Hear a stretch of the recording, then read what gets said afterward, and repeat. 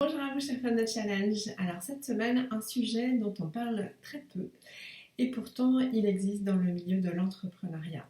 Il s'agit de l'épuisement professionnel et j'avais envie de vous sensibiliser à ça pour peut-être vous déculpabiliser d'avoir pu vivre des moments de grande fatigue ou aussi de grande détresse face à ce chemin d'entrepreneur.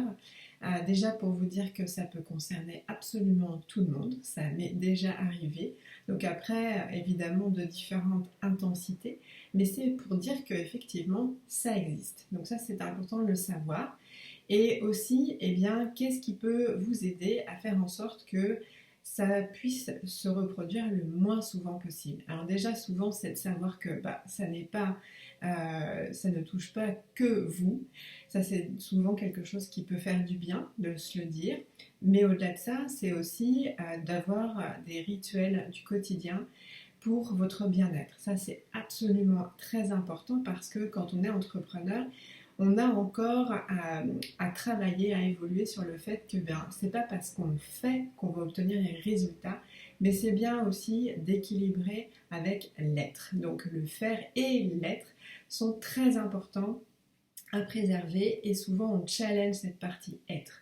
Donc être, c'est quoi? Tout simplement, c'est faire du sport, bien manger, prendre attention à son sommeil, mais c'est aussi faire du nettoyage énergétique. C'est pouvoir faire en sorte que quand on sent qu'on a plus de challenge à relever, eh bien c'est ne pas hésiter à, en plus d'utiliser soi-même ses propres outils, de faire appel à d'autres professionnels pour nous épauler pendant cette période. Et ça peut arriver sans même qu'on s'en rende véritablement compte. C'est pas grave. Ce qui est important, c'est qu'effectivement, vous sachiez actionner les bons leviers, donc vous réapproprier vos outils que vous possédez déjà et peut-être les utiliser plus fréquemment et également faire appel à des professionnels, ça c'est très important.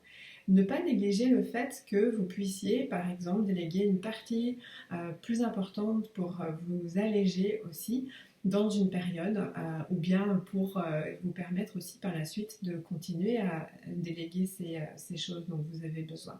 Donc vraiment, c'est très très important que vous y soyez de fait sensibilisés parce qu'encore une fois, voilà, c'est quelque chose qui est tabou comme sujet, on en parle vraiment très très peu et pourtant ça existe et il y a évidemment des bonnes pratiques à mettre en place donc au quotidien, surtout ne pas les lâcher parce que ça fait partie du fait que vous allez pouvoir maintenir un mieux-être plus régulièrement et avoir moins cette tendance à être dans l'épuisement. Et l'épuisement peut aussi être symbolique quand on a des zonas, des maux de dos. Donc il faut aussi être dans la conscience de votre corps qui lance des signaux.